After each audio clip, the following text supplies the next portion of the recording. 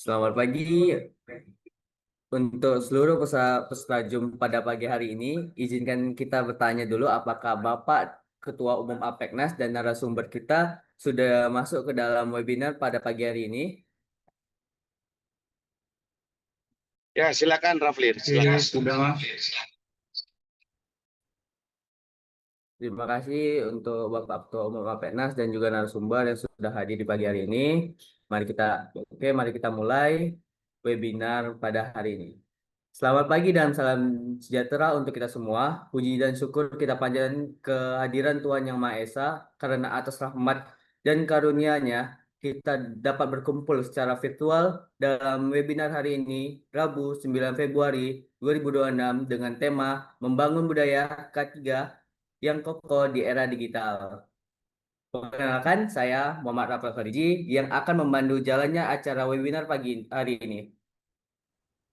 Kita ucapkan selamat datang kepada Bapak Ketua Umum Apeknas, narasumber, peserta, dan seluruh pihak yang telah berpartisipasi pada acara ini. Kepada Bapak yang terhormat, Bapak Dr. Insinyur Pandi Iot, ST MPWK, IMPM, selaku Ketua Umum Apeknas, serta narasumber kita pada pagi hari ini, Mas Jingga Eka, selaku Apprentice Apeknas.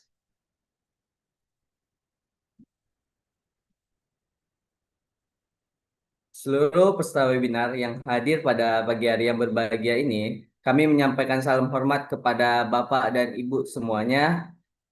Sebelum itu, kami Apeknas mengucapkan selamat datang dan terima kasih kepada LPJK dan Kementerian PUPR yang sudah bersedia hadir dalam webinar pada pagi hari ini. Dan juga kami memohon jika Bapak Ibu perwakilan LPJK dan Kementerian PUPR untuk dapat memberikan kata sambutan untuk webinar pagi hari ini, di mana kami Apeknas sangat berterima kasih jika bersedia memberikan kata sambutannya.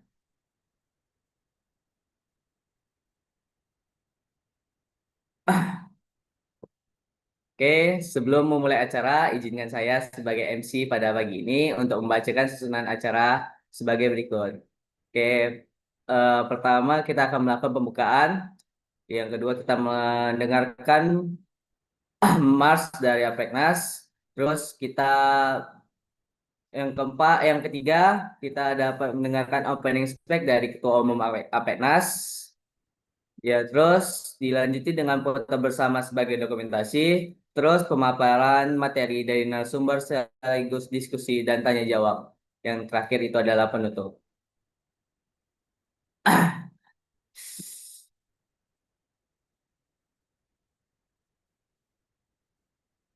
Kini mari kita lanjutkan ke agenda selanjutnya, yaitu mendengarkan Mars Alpeknas Mars Alpeknas.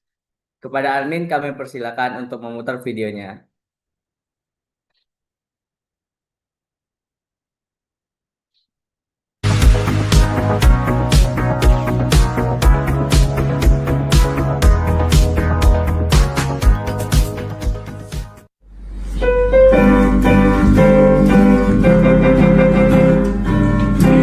Indonesia negeri tercinta, anugerah Tuhan. Kami pengusaha kontraktor, maju sejahtera. Ciptakan peluang kerja, Apenas Jaya. Bangun negeri, satukan bangsa demi ibu pertiwi. Jasa konstruksi Indonesia, maju majulah. Jasa konstruksi Indonesia, hebat hebatlah.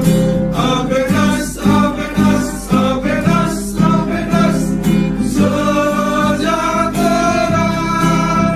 Apenas, Apenas, Apenas, Apenas untuk Indonesia. Tercinta, anugerah Tuhan. Kami pengusaha kontraktor, maju sejahtera. Ciptakan peluang kerja, Apenas Jaya. Bangun negeri, satukan bangsa demi ibu pertiwi.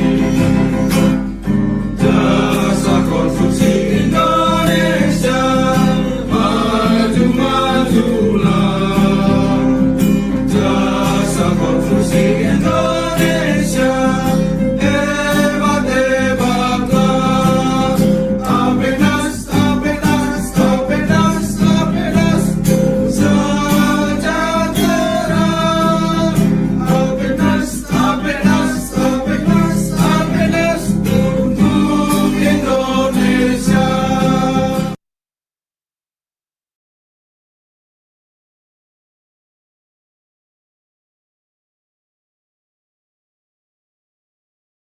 Oke, baik, terima kasih. Lanjut ke susunan acara berikutnya. Kita masuk di acara opening spek dari Ketua Umum Apenas.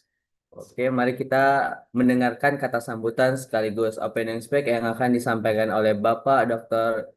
Insinyur Pandi Iot, ST, MPWK IPM, selaku Ketua Umum Apenas yang akan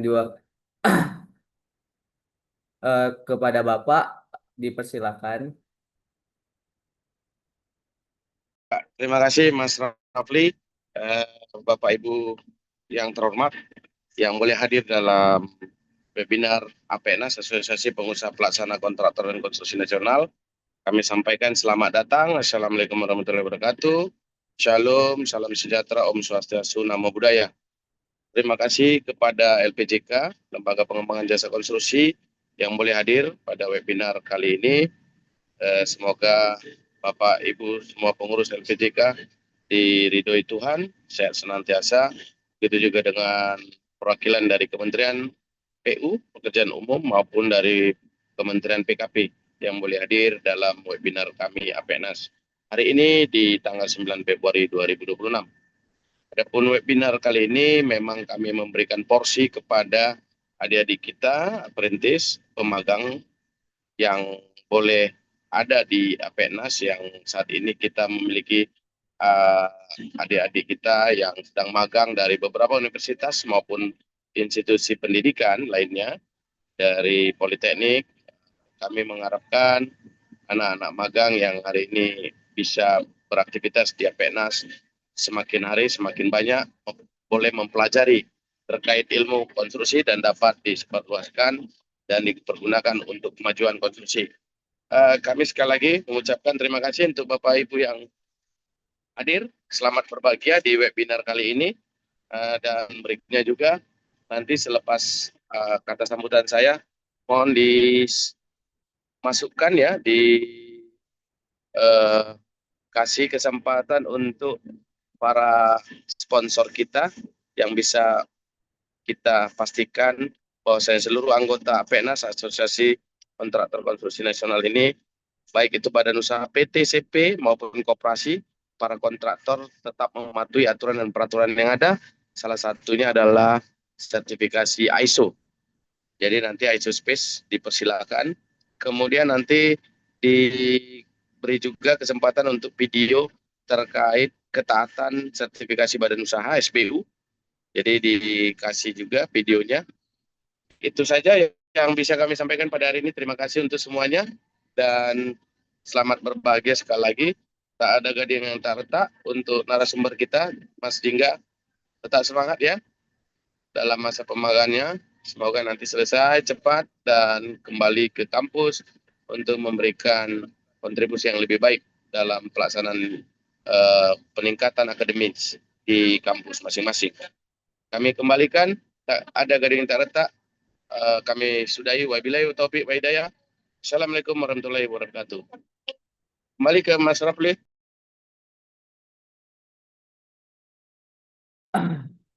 Baik, terima kasih untuk Bapak Dr. Izin Pandi atas kata sambutan yang sudah diberikan pada peserta webinar.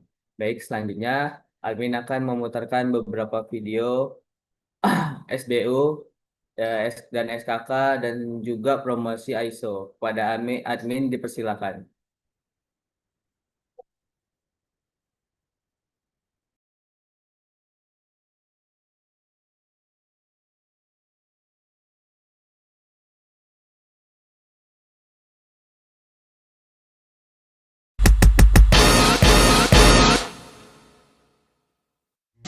Selamat datang di ISOSpace, mitra Anda untuk sertifikasi ISO. Temukan 4 proses langkah mudah untuk digitalisasi ISO Anda. Langkah pertama, penyusunan dan perencanaan. Dapatkan pelatihan dan analisis kesenjangan. Langkah kedua, penyusunan dokumen. Sesuaikan template ISO yang sudah siap pakai. Langkah ketiga, implementasi dan audit. Integritas dan audit dengan alat yang sudah otomatis. Langkah keempat, sertifikasi. Raih sertifikasi ISO dengan rasa percaya diri. Mudahkan ISO dengan ISOSpace. Kunjungi kami sekarang.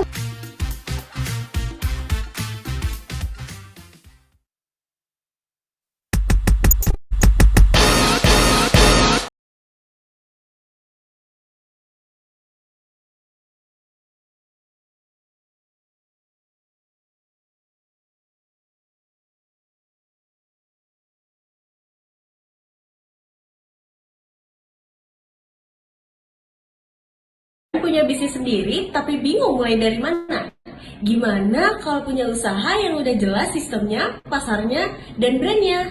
Kenalkan, kami hadir dengan konsep franchise ISO. Dengan franchise ISO, Anda akan punya brand yang sudah dikenal, didukung sistem bisnis siap jalan, dibimbing dari awal sampai bisa, masuk ke pasar yang stabil dan selalu dibutuhkan.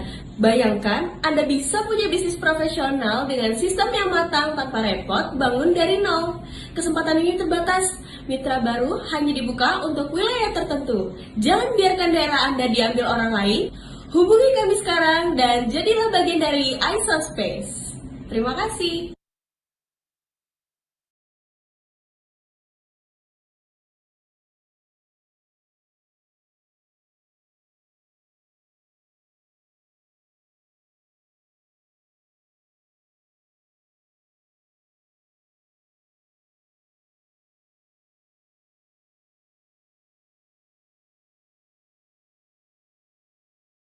Promo Imlek, ayo.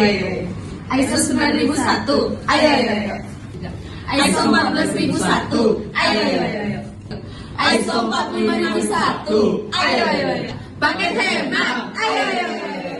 Cek promonya sekarang sebelum kehabisan.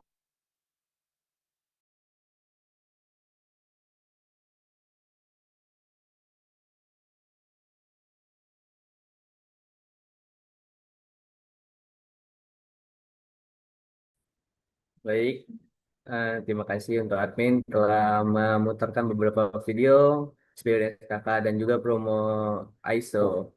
Dan juga tadi sudah ditampilkan promo ISO Gengsi Pacai. Eh, Bapak Ibu, ISO Space memiliki promo Gengsi Pacai. Yang pertama itu ada ISO 9001 yang didapatkan. Nah, bagi Bapak Ibu yang berminat bisa hubungi nomor 0822 8830 3338.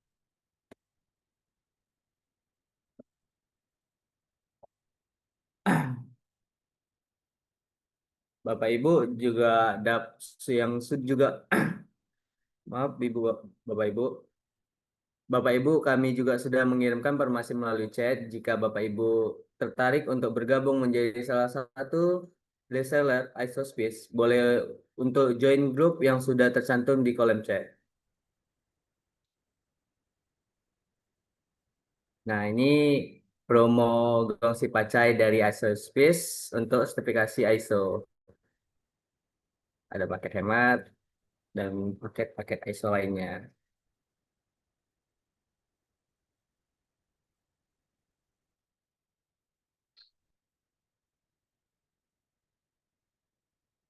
Oh, oh. Maaf Bapak Ibu. Oke, selanjutnya kita masuk ke susunan acara berikutnya yaitu foto bersama sebagai dokumentasi. Sekarang izinkan kami untuk melakukan foto bersama untuk dokumentasi. Kepada seluruh peserta mohon untuk menyalakan kamera zoom-nya.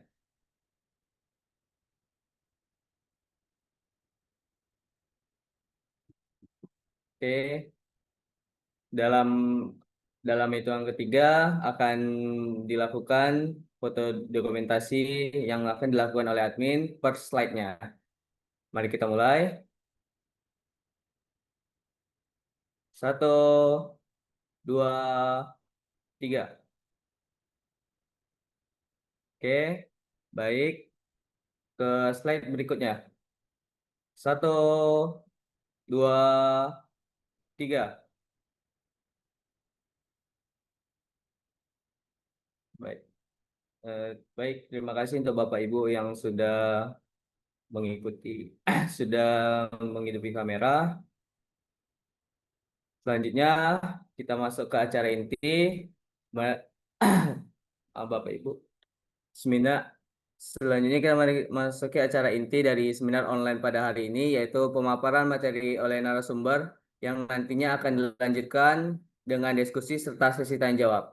Kami berharap melalui pemaparan materi ini dari narasumber para peserta dapat memperoleh wawasan yang lebih luas serta strategi yang efektif dalam menghadapi dan menyelesaikan konflik di dunia jasa konstruksi. Kepada narasumber yang terhormat, Mas Jingga, kami persilakan.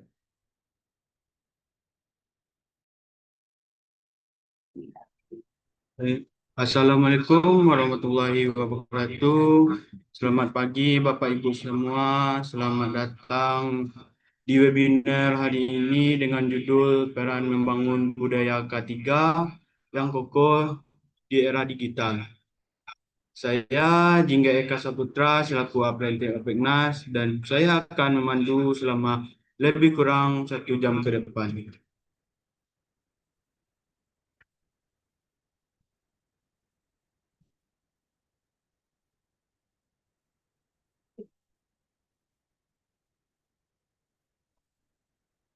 Webinar ini untuk semua orang yang ingin tahu bagaimana kita bisa menjaga keselamatan dan kesehatan di tempat kerja, terutama dengan teknologi digital seperti internet dan gadget yang sekarang makin banyak digunakan.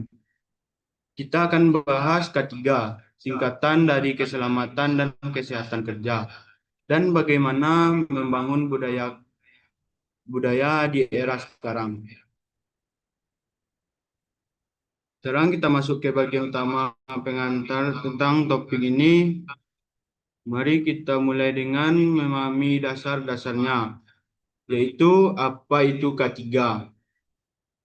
K3 singkatan dari keselamatan dan kesehatan kerja. Ini adalah cara sistematik untuk menemukan dan mencegah dan mengatasi risiko berisiko di tempat kerja, supaya semua orang bisa bekerja dengan aman dan sehat. Ini bukan hanya aturan resmi, tapi pendekatan menyeluruh yang membantu menghindari kecelakaan dan masalah kesehatan saat bekerja. Oke, mari kita lihat contoh sederhana di tempat kerja seperti pabrik atau bangunan.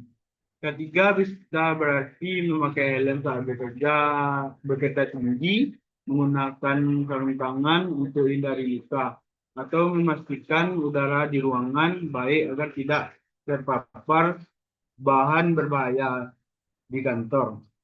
Ini bisa berarti mencuci tangan rutin untuk cegah penyakit, duduk dengan postur benar saat pakai komputer lama, atau pastikan ruangan cukup cahaya agar mata tidak kecepatan lelah.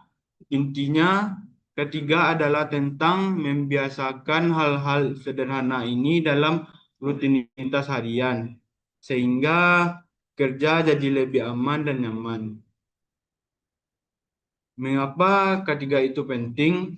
Tanpa ketiga yang baik, risiko kecelakaan atau sakit biasa muncul kapan saja, bahkan di tempat yang terlihat aman di Indonesia.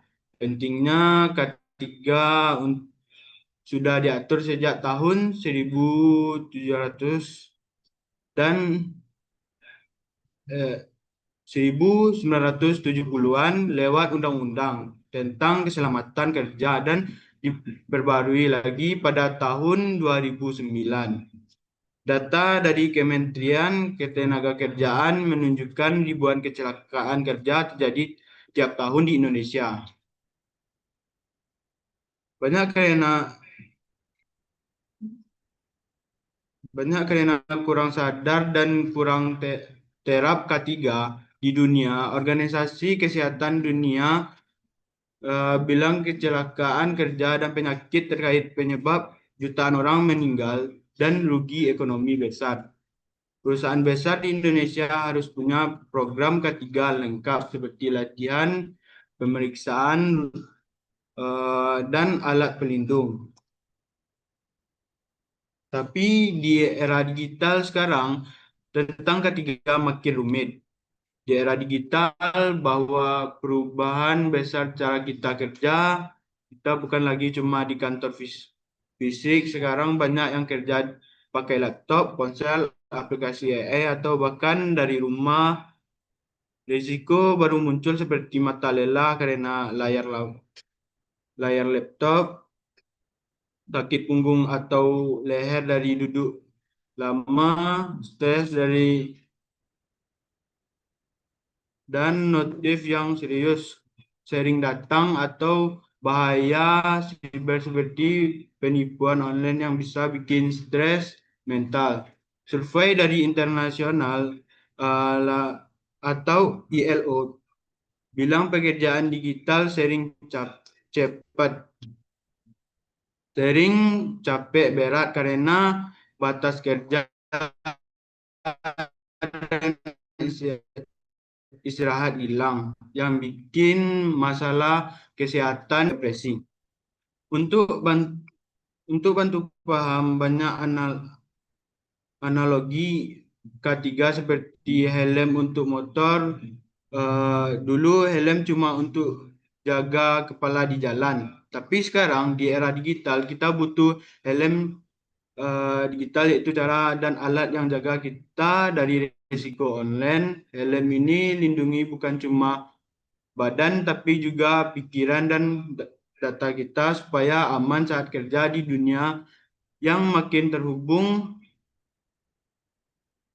Webinar ini fokus bahas cara bangun budaya K3 yang kuat, artinya ciptakan suasana di mana semua orang di perusahaan, tim, atau rumah merasa tanggung jawab atas keselamatan sendiri dan orang lain. Ini bukan paksaan atau aturan ketat, tapi budaya positif di mana K3 jadi kebiasaan alami seperti cuci tangan atau pakaian masker saat pandemi. Lalu, kenapa perlu tekan K3 di era digital? karena teknologi memang bantu banyak, tapi juga bisa bikin kita lupa resiko tersembunyi. Dengan budaya ketiga, kita bisa pakai teknologi untuk lebih aman.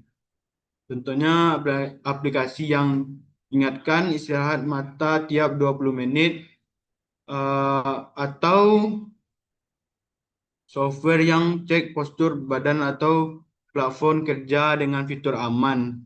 Jadi kita bukan cuma hindari risiko, tapi juga tingkatkan produktivitas dan kesejahteraan.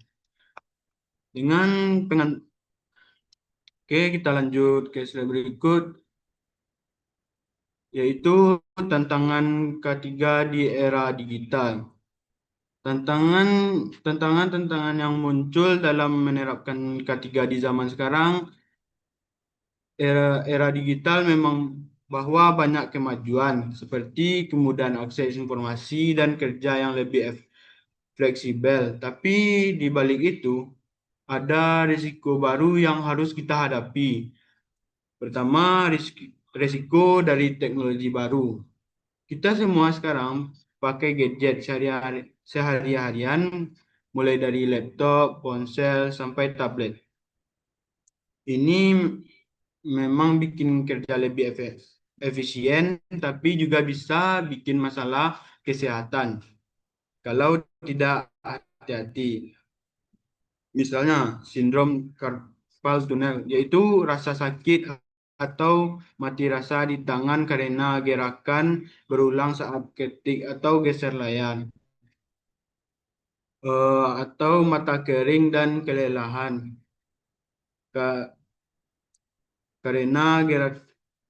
karena pandangan layar terlalu lama, yang disebut sebagai computer vision syndrome.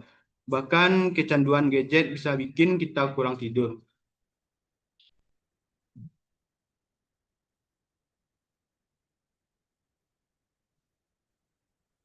Yang akhirnya bikin tubuh lelah dan rasa sakit. Di tempat kerja seperti pabrik, penggunaan robot dan AI memang bagus untuk tingkatkan produktivitas, tapi kalau operator lupa ikut protokol keselamatan bisa jadi cedera serius, seperti terjepit mesin atau terkena alat bergerak dari WHO, menunjukkan bahwa masalah kesehatan terkait teknologi digital ini makin sering terjadi, terutama di kalangan pekerja muda yang kerja di depan layar berjam-jam. Kedua, perubahan pola kerja. Dengan munculnya work from home atau WFH, model kerja hybrid, batas antara rumah dan kantor jadi kabur. Ini memang fleksibel, tapi bawa risiko baru. Kita jadi kurang gerak karena duduk teratur, makan tidak teratur karena sibuk, meeting online, atau bahkan isolasi sosial yang bikin stres dan depresi. Tanpa aturan ketiga yang jelas, kecelakaan rumah tangga bisa terjadi seperti jatuh dari tangga saat jemput anak sambil telepon kerja, atau terpeleset karena ruangan rumah tidak dirancang untuk kerja lama. Di perusahaan kerja, tim online juga susah koordinasi soal keselamatan. Misalnya kalau ada kebakaran di rumah salah satu karyawan, tim lain mungkin tidak tahu cara bantu dengan cepat. Survei dari ILO bilang bahwa pekerjaan WFH sering alami meningkatkan stres karena kurangnya interaksi langsung, yang bisa bikin berdampak buruk pada kesehatan mental dan fisik. Ketiga, kurang kesadaran dan generasi muda. Generasi Z atau milenial lahir dan besar dengan teknologi. Jadi mereka mahir pada gadget dan aplikasi. Tapi mereka mungkin kurang paham risiko tradisional seperti bahaya listrik atau jatuh dari ketinggian. Mereka perlu tahu risiko digital yang lebih halus seperti phishing, yaitu penipuan online yang bisa cuci data pribadi, uang atau bahkan bikin stres karena takut kehilangan privasi. Contohnya, klik link palsu di email kerja bisa bikin data perusahaan bocor, yang akhirnya berdampak pada kesehatan mental karena rasa bersalah atau tekanan dari atasan. Kurangnya pendidikan ketiga sejak dini bikin generasi iman dunia kerja. Kita perlu kampanye khusus untuk tingkatkan kesadaran ini supaya mereka tidak cuma fokus pada manfaat teknologi tapi juga risiko yang menyertainya. Yang keempat, regulasi dan adaptasi. Aturan ketiga yang ada sekarang banyak dibuat untuk kantor fisik seperti gedung atau pabrik. Tapi sekarang kita kerja pakai cloud, remote access, dan plafon online. Ini bikin aturan lama kurang cocok.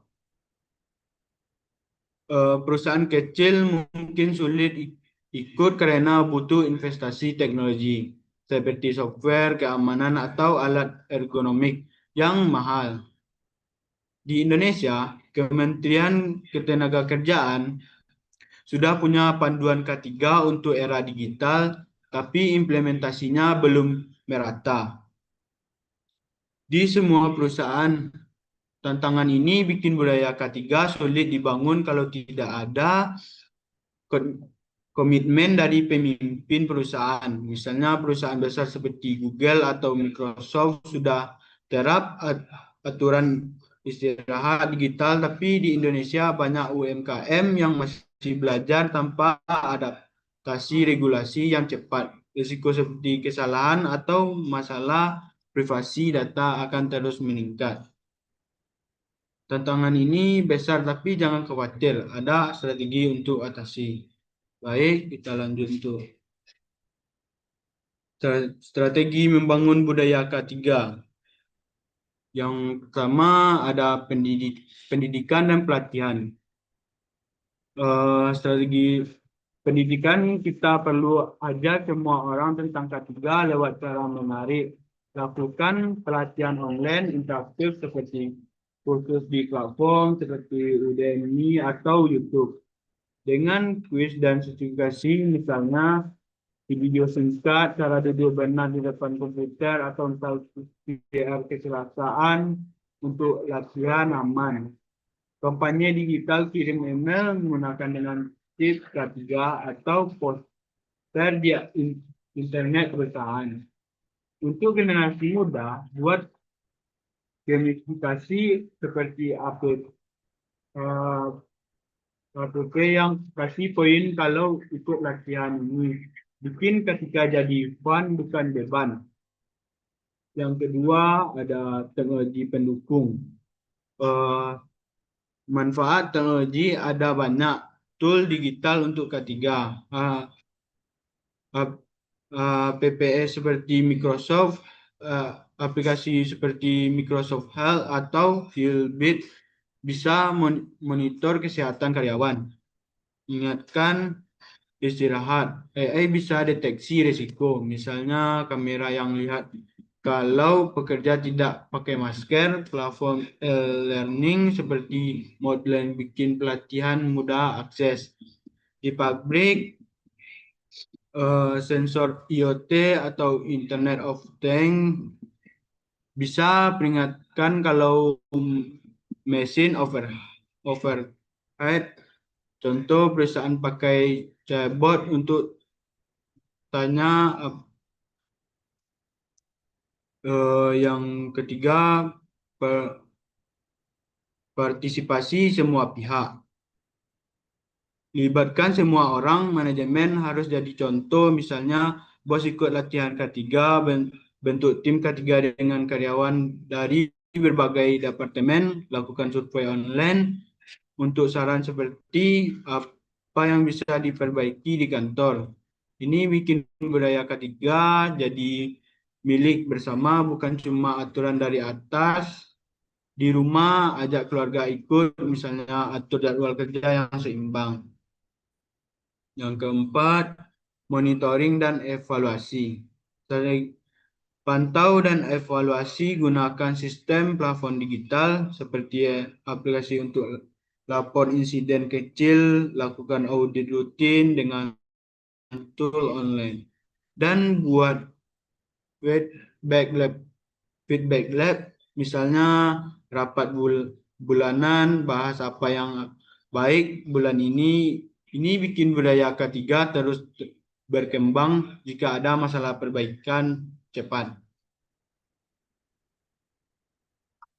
Lanjut, yang kelima, contoh implementasi dan studi kasus. Sekarang kita masuk ke bagian contoh implementasi dan studi kasus nyata. Melihat teori saja mungkin terasa abstrak, tapi dengan contoh-contoh praktis kita bisa lebih mudah memahami bagaimana budaya ketiga bisa diterapkan secara efektif di dunia nyata. Saya akan bagi pembahasan ini ke dalam beberapa contoh dari perusahaan besar, studi kasus di Indonesia, dan bahkan tips sederhana untuk rumah tangga. Mari kita mulai dengan kita lihat contoh pertama dari perusahaan teknologi raksasa seperti Google. Di Google, mereka sangat serius dengan K3 di era digital, terutama untuk karyawan yang banyak bekerja remote. Mereka mengembangkan aplikasi kesehatan mental khusus yang bisa diakses oleh karyawan kapan saja. Aplikasi ini menyediakan fitur seperti meditasi harian, pelacakan stres melalui survei singkat, dan saran untuk istirahat.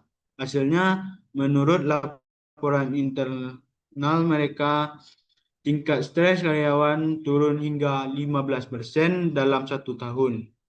Dan produktivitas kerja meningkat karena karyawan merasa lebih sehat dan fokus.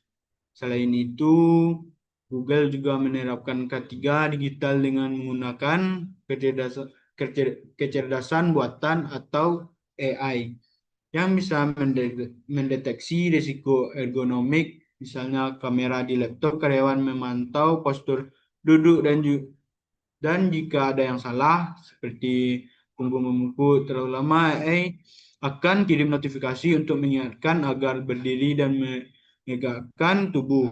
Ini bukan cuma teknologi canggih tapi juga bagian dari budaya perusahaan yang mendorong karyawan untuk saling peduli.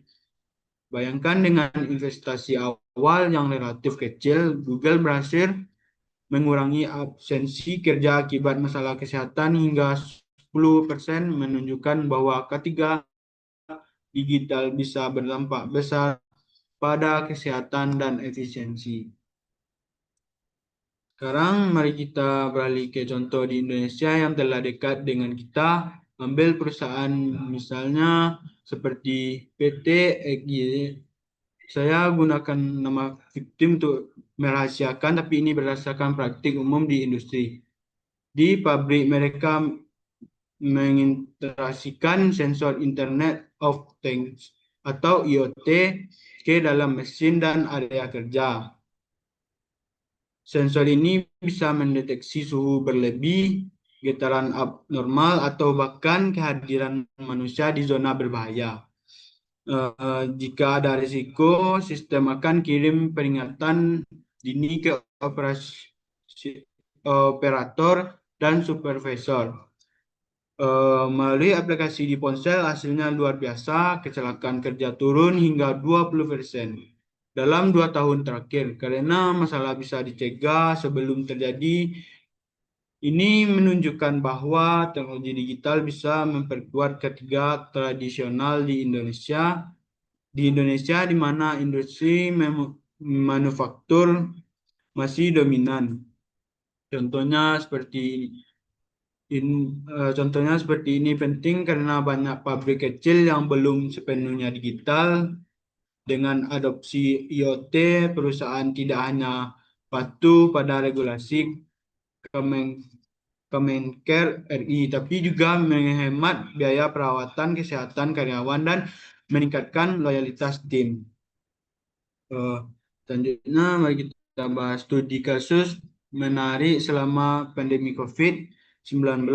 Bank besar di Indonesia seperti salah satu bank nasional menerapkan virtual atau VR, virtual reality untuk latihan evakuasi dan simulasi keselamatan. Alih-alih latihan fisik yang berisiko tinggi saat pandemi, karyawan menggunakan headset VR untuk berlatih menghadapi skenario seperti kebakaran atau bencana alam di lingkungan kerja virtual ini, membuat mereka lebih siap eh, tanpa risiko nyata dan hasilnya positif. Waktu respon evakuasi meningkat 30% dan karyawan merasa lebih percaya diri. Studi kasus ini menarik karena menunjukkan bagaimana teknologi bisa mengatasi keterbatasan fisik, terutama di era mana kerja hybrid makin umum. Pelajar utamanya di sini adalah bahwa teknologi tidak hanya membuat kerja lebih aman, tapi juga lebih hemat biaya. Latihan VR jauh lebih murah daripada simulasi fisik besar-besaran dan bisa diulang kapan saja. Tapi contoh-contoh besar ini bukan satu-satunya. Mari kita lihat sesuatu yang lebih sederhana dan bisa diterapkan di rumah. Bayangkan Anda bekerja dari rumah, pakai aplikasi reminder sederhana untuk istirahat mata, seperti yang direkomendasikan aturan pandang ke objek 20 kaki jauhnya selama itu. Aplikasi seperti iCard atau Break Reminder bisa setel alarm otomatis setiap 20 menit. Ini sederhana tapi efektif. Banyak orang melaporkan maka tidak lebih cepat lelah dan mereka bisa kerja lebih lama tanpa risiko kesehatan. Ini bukti bahwa budaya juga tidak perlu mahal atau rumit. Ini saya lebih cepat bahkan di lingkungan kecil seperti rumah tangga kita bisa bangun kebiasaan yang positif. Dari semua contoh ini, pelajaran besarnya adalah bahwa teknologi bisa menjadi sekutu utama dalam membangun budaya ketiga yang kokoh di era digital. Dengan interaksi yang tepat, kita bisa kurangi risiko, tingkatkan produktivitas, dan ciptakan lingkungan kerja yang lebih sehat. Tapi ingat, keberhasilan tergantung pada komitmen semua pihak, dari pimpinan perusahaan hingga individu.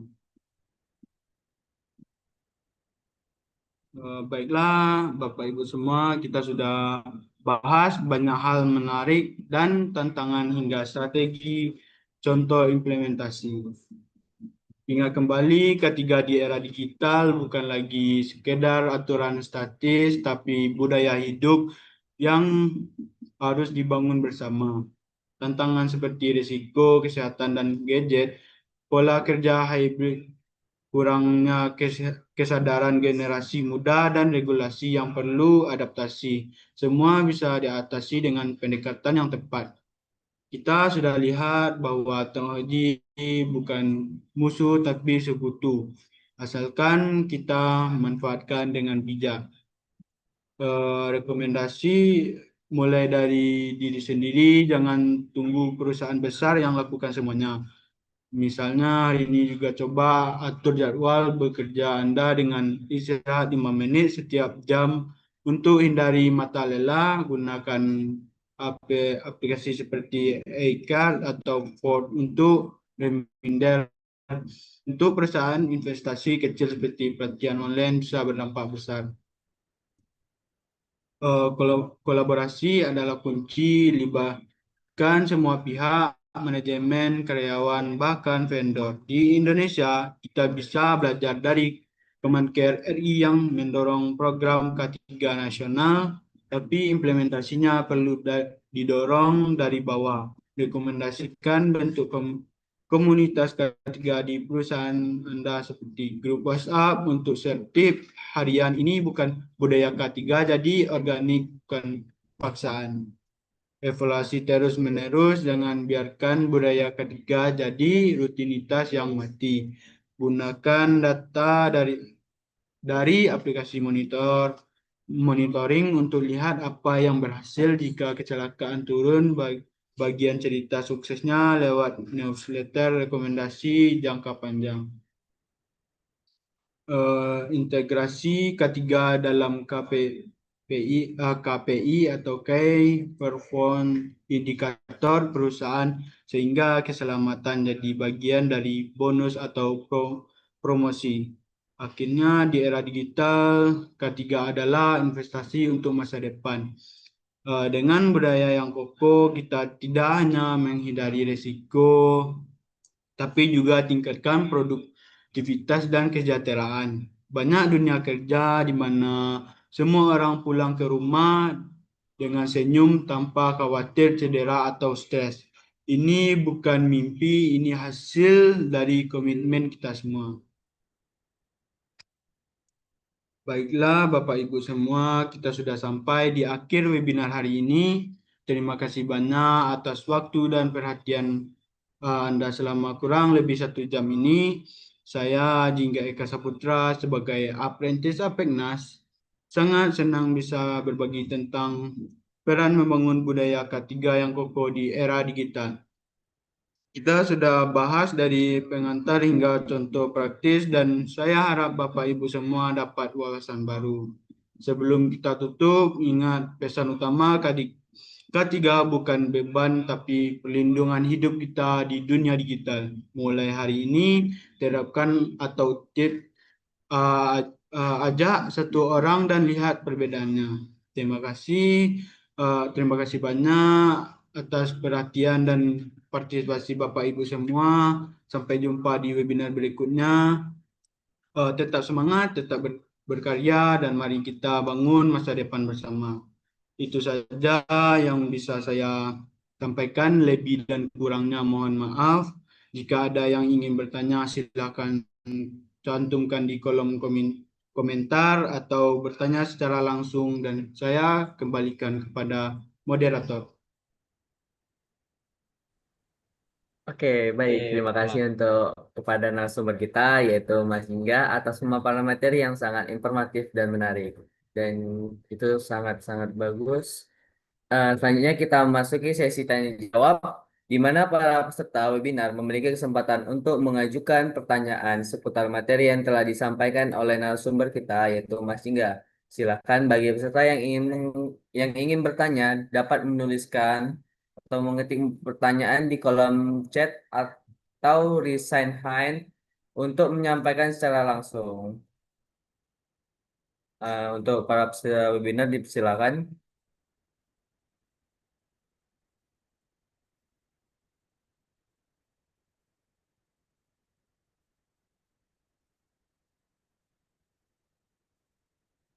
Baik, dari Mbak Dwi Arbiani, bagaimana membangun budaya K3 di lingkungan work for home WFA yang sering kali kurang pengawasan? Untuk Mas Jingga, dipersilakan untuk menjawab dari pertanyaan Mbak Dwi. Baik, saya akan jawab.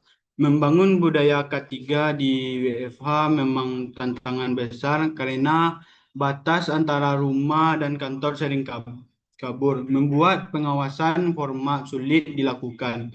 Risiko utama termasuk kurangnya gerak fisik yang bikin obsitasi atau masalah kardiovaskular, pola makan tidak teratur yang meningkatkan risiko diabetes, isolasi sosial yang memicu depresi atau stres kronis, serta kecelakaan rumah tangga seperti jatuh dari tangga saat multitasking kerja dan rumah. Di era hybrid, koordinasi tim online juga susah. Misalnya jika ada insiden darurat seperti kebakaran di rumah yang tidak dilaporkan. Tanpa budaya ketiga yang kuat, produktivitas bisa turun 20 atau sampai 30% berdasarkan laporan dari Gallup selama pandemi. Strategi utama adalah membuat ketiga jadi rutinitas harian yang personal dan melibatkan semua pihak. Pertama, buat jadwal kerja yang seimbang dan istirahat wajib, seperti jeda 10 menit setiap 2 jam atau jalan-jalan atau stacking. Kedua, libatkan keluarga, misalnya ajak anak atau pasangan ikut latihan ketiga sederhana seperti atau zona kerja aman tanpa kabel berantakan, gunakan aplikasi monitoring seperti Microsoft Health atau Fitbit untuk track aktivitas harian dan kirim laporan ke tim, lakukan survei online bulanan via Google Form untuk saran karyawan seperti apa yang bisa diperbaiki di setiap WFF Anda. Di perusahaan, bentuk grup WhatsApp atau Slack untuk share tips ketiga harian. Dan lakukan check-in virtual mingguan. Contoh sukses perusahaan seperti Microsoft laporan bahwa WFH mingguan, WFA dengan budaya ketiga buat tingkatkan kepuasan karyawan hingga 25%, mulai kecil seperti hari ini, atur jadwal Anda dan lihat perbedaannya. Itu jawaban dari saya. Saya kembalikan ke moderator. Ya.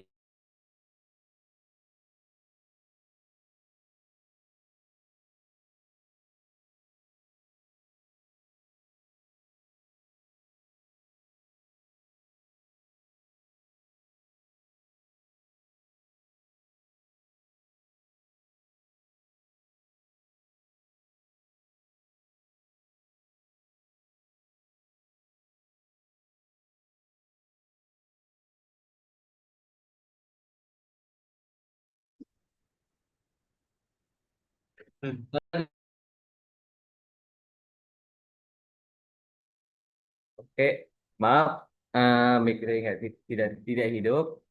Itu tadi jawaban dari Mas Jingga untuk pertanyaan Mbak Dwi. Lanjut ke pertanyaan kedua, yaitu dari Mas Aikel. Apa resiko kesehatan utama dari pengguna gadget sehari-hari di tempat kerja dan bagaimana cara mencegahnya?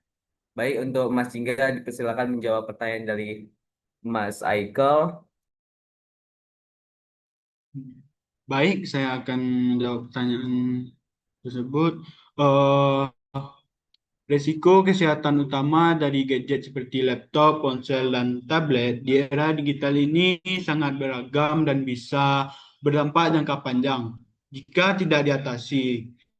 Terutama masalah mata seperti sindrom mata kering atau computer vision syndrome akibat paparan layar biru yang berlebihan. Ini bisa menyebabkan mata merah, sakit kepala, dan bahkan penurunan penglihatan. Kedua, sindrom carpal tunnel atau nyeri sendi tangan dari ketik terus-menerus yang sering dialami oleh pekerja remote. Ketiga, masalah postur tubuh seperti punggung sakit atau leher kaku karena duduk lama di kursi tidak ergonomik yang diperburuk oleh WFH tanpa pengawasan. Keempat, risiko kecanduan gadget yang mengganggu pola tidur, meningkatkan stres, dan mengurangi produktivitas. Data dari WHO menunjukkan bahwa 50% pekerjaan kantor mengalami masalah kesehatan terkait gadget dengan peningkatan selama pandemi. Untuk pencegahan, mulailah dengan aturan sederhana seperti setiap 20 menit kerja di layar, istirahat 20 detik, dan lihat objek 20 meter sejauhnya untuk relaksi mata, gunakan filter layar biru pada gadget, kursi ergonomik dengan dukungan punggung dan keyboard eksternal untuk hindari tekanan tangan di tingkat perusahaan. Lakukan pelatihan online interaktif tentang ergonomik, seperti video simulasi VR yang tunjukkan risiko kecelakaan kecil. Aplikasi seperti iCar atau Strike bisa reminder otomatis jika ada kerja dari rumah atau zona kerja terpisah dari area tidur. Untuk batasi kecanduan dengan langkah ini, risiko bisa dikurangi hingga 70% menurut studi dari American Ophthalmic Association. Jangan ragu konsultasi dokter mata jika gejala muncul. Ketiga, dimulai dari kesadaran diri. Oke, segitu aja, segitu jawaban dari saya. Saya kembalikan ke moderator. Baik, terima kasih Mas Hingga untuk menjawab pertanyaan dari Aikal. Selanjutnya kita masuk ke pertanyaan ketiga, yaitu dari Leo Zhang. Dari Mas Leo Zhang.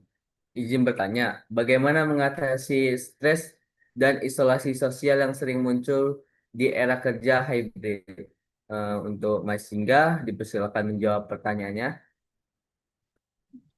Baik, saya akan menjawab pertanyaan bagaimana mengatasi stres dan isolasi sosial yang sering muncul di era kerja hybrid.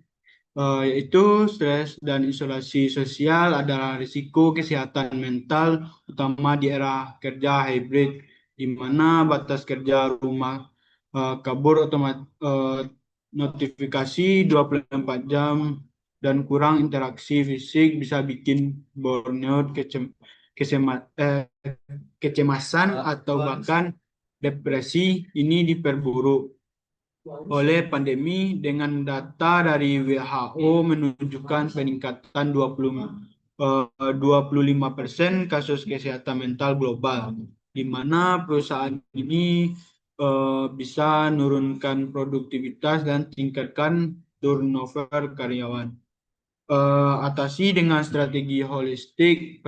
Pertama, gunakan aplikasi meditasi seperti Headspace atau Calm untuk sesi harian 5-10 menit yang terbukti kurang stres hingga 30%.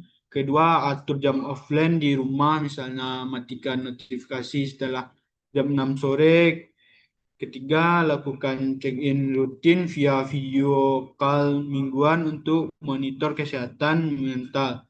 Seperti tanya apa yang bikin Anda stres hari ini. Perusahaan bisa tawarkan program seperti Callbot AI untuk dukungan cepat atau workshop virtual tentang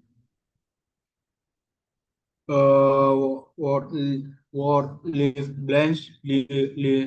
Libatkan keluarga dengan aktivitas bersama seperti jalan sore. Contoh di Google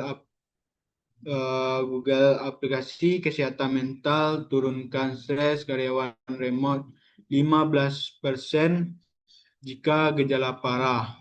Konsultasi psikologi. Ketiga, meliputi jiwa. Oke, segitu jawaban dari saya. Saya kembalikan ke moderator. Terima kasih untuk Mas Hingga telah memberikan membantu jawaban dari pertanyaan dari Mas Leo Zhang. Oke, kita lanjut ke pertanyaan keempat dari Mas Ucup. Izin bertanya, Pak, apa strategi yang dapat digunakan untuk memonitor dan mengevaluasi budaya ketiga agar tidak hanya berjalan di awal, tapi efektif dalam jangka panjang, Pak? Untuk Mas Hingga dipersilakan menjawab pertanyaan dari Mas Ucup.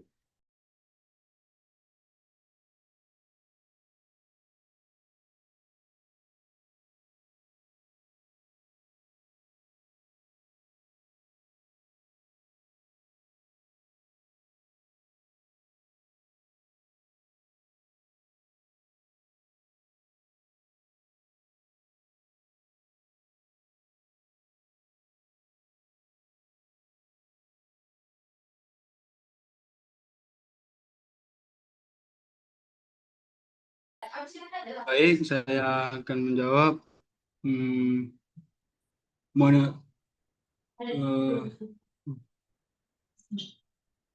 ap- apa monitoring dan evaluasi penting agar budaya K3 tidak jadi rutinitas mati, tapi berkembang dengan tantangan baru. Tanpa ini, program bisa stagnan, risiko naik, dan partisipasi karyawan turun. Eh, Gunakan sistem pelaporan digital seperti aplikasi khusus untuk lapor insiden kecil real time dengan dashboard untuk track trend. Lakukan audit rutin online setiap melibatkan tim lintas departemen, buat feedback log via rapat bulanan atau survei anonim. Bahas apa yang baik bukan eh, in- apa yang baik buka bulan ini. Integrasikan K3 ke KPI perusahaan seperti bonus untuk tingkatkan keselamatan tinggi, bagian cerita sukses lewat newsletter atau internet untuk motivasi. Contoh perusahaan dengan evaluasi kuat punya kecelakaan turun 40% jangka panjang. Eh, eh, Mulai dengan tool gratis seperti Excel untuk tracking dan tingkatkan ke AI driven jika perlu. Evaluasi bukan akhir tapi awal perbaikan. Oke, segitu pertanyaan dari saya. Saya kembalikan ke moderator. Terima kasih Mas Hingga telah membantu menjawab pertanyaan dari Mas Ucup. Lanjut kita ke pertanyaan yang kelima dari Pak Tohani. Pak Tohani ingin bertanya, dengan kemajuan dunia digital saat ini, memang pekerjaan yang sangat pekerjaan sangat membantu, tetapi kita jarang mempelajari perilaku manusia akibat perkembangan dunia digital dan pengaruh terhadap kesehatan psikologi, dan hanya banyak dibahas mengenai kesehatan secara fisik. Bagaimana cara menyeimbangkan antara keduanya? Untuk Mas Hingga, boleh dibantu menjawab pertanyaan dari Tuhan. Baik, baik, saya akan menjawab. Em, Menurut pandangan saya, di era digital, teknologi memang sangat membantu produktivitas dan keselamatan kerja. Namun di sisi lain juga membawa dampak pada perilaku manusia dan kesehatan psikologis yang sering kurang mendapat perhatian. Eh, Padahal dalam konsep ketiga modern, kesehatan kerja tidak hanya mencakup aspek fisik, tetapi juga kesehatan mental dan sosial. Eh, Menimbangkan keduanya dapat dilakukan dengan beberapa cara. Pertama, organisasi perlu mengintegrasikan ketiga psikologis ke dalam budaya kerja seperti eh, pengelolaan beban kerja digital, pencegahan stres akibat tuntutan teknologi, dan pengaturan waktu kerja agar tidak terjadi kelelahan mental. Kedua, peningkatan literasi digital yang sehat, sehingga pekerjaan mampu menggunakan teknologi secara bijak tanpa ketergantungan berlebihan. Yang ketiga, menciptakan lingkungan kerja yang mendukung komunikasi manusiawi, bukan hanya interaksi berbasis sistem atau aplikasi. Dengan demikian, teknologi tidak hanya menjadi alat untuk meningkatkan keselamatan fisik, tetapi juga sarana untuk menjaga keseimbangan kesehatan fisik dan psikologis pekerja. Sehingga budaya ketiga di era digital dapat terbangun secara utuh dan berkelanjutan. Oke, itu pendapat dari saya. Saya kembali itu jawaban dari saya, kembalikan ke Oke, terima kasih Mas Jingga telah membantu menjawab pertanyaan dari Pak Tohani. Lanjut pertanyaan terakhir, sepertinya pertanyaan terakhir dari kolom chat, yaitu pertanyaan dari Mbak Ella atau Ibu Ella. Apa saja aspek ketiga yang harus diperhatikan di lingkungan kerja dan bagaimana cara mengatasi jika ada kendala antara pihak manajemen dan pekerja lapangan terkait K3? Oke, untuk Mas Jingga dipersilakan membantu menjawab dari pertanyaan Mbak Ella. Bu Ella. Baik, saya akan menjawab pertanyaan dari Mbak Ella. Eh, Menurut saya, di era digital, aspek ketiga yang perlu diperhatikan tidak hanya keselamatan fisik, tetapi juga kesehatan mental. Ergonomi kerja digital, kelelahan akibat penggunaan teknologi, serta keamanan data dan sistem kerja. Risiko seperti stres, burnout, dan digital fatigue menjadi bagian dari tantangan K3 modern. Jika terjadi kendala antara manajemen dan pekerja, solusinya adalah komunikasi dua arah yang terbuka, melibatkan pekerja dalam kebijakan K3 digital, seperti penetapan aturan kerja digital yang jelas, seperti batas jam kerja dan pengguna teknologi yang sehat. Dengan begitu, teknologi dapat mendukung produktivitas tanpa mengorbankan keselamatan dan kesehatan pekerjaan, sehingga budaya K3 di era digital dapat terbangun dengan baik. Oke, segitu jawaban dari saya. Saya kembalikan ke moderator. Oke, terima kasih untuk Mas Jingga telah menjawab semua pertanyaan yang telah telah ditanyakan oleh audiens atau peserta webinar kali ini. Luar biasa, terima kasih atas antusiasme Bapak Ibu semuanya. Banyak sekali pertanyaan yang menarik yang masuk, namun karena keterbatasan waktu dan pertanyaannya juga sudah habis, kita akan akhiri sesi tanya jawab sampai di sini. Semoga diskusi ini menambah wawasan dan menjadi inspirasi untuk kita semua. Sebelum kita mengakhiri acara webinar online pada siang, pagi menjelang siang hari ini, izinkan kami untuk melakukan foto dokumentasi atau screenshot dokumentasi kembali untuk acara webinar ini. Untuk para peserta webinar, mohon untuk menyalakan kamera Zoom-nya karena akan dilakukan dokumentasi. Oke, pada hitungan ketiga, admin akan mengambilkan screenshot untuk setiap slide-nya. Oke, 1, 2, 3. Oke, untuk slide selanjutnya. 1, 2, 3. Terima kasih untuk peserta webinar yang telah menyalakan kamera Zoom-nya.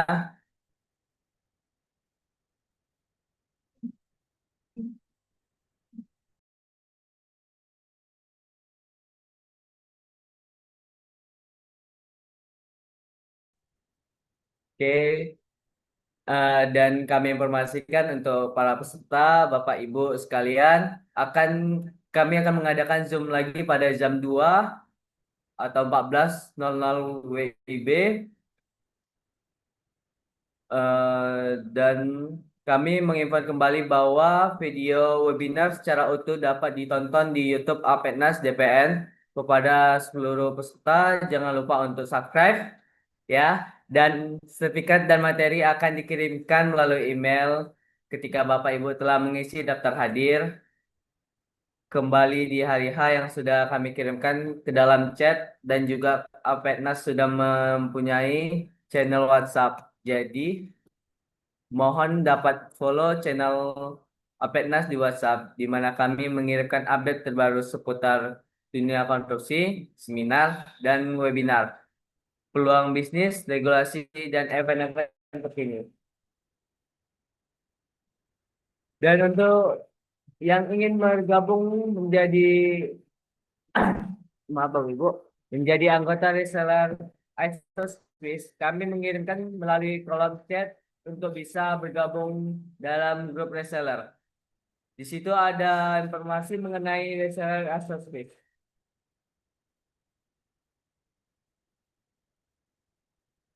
Dan ya, demikian rangkaian acara webinar kita pada hari ini. Terima kasih kami ucapkan kepada narasumber atas ilmu dan wawasan yang telah diberikan, serta kepada seluruh peserta atas partisipasinya. Semoga kegiatan ini bermanfaat dan menambah pengetahuan kita semua. Sampai jumpa pada kesempatan berikutnya. Terima kasih. Bapak Ibu dapat meninggalkan Zoom webinar pada hari ini karena webinar kali ini telah selesai. Sekali lagi saya ucapkan terima kasih sebesar-besarnya kepada peserta webinar pada hari ini. Terima kasih.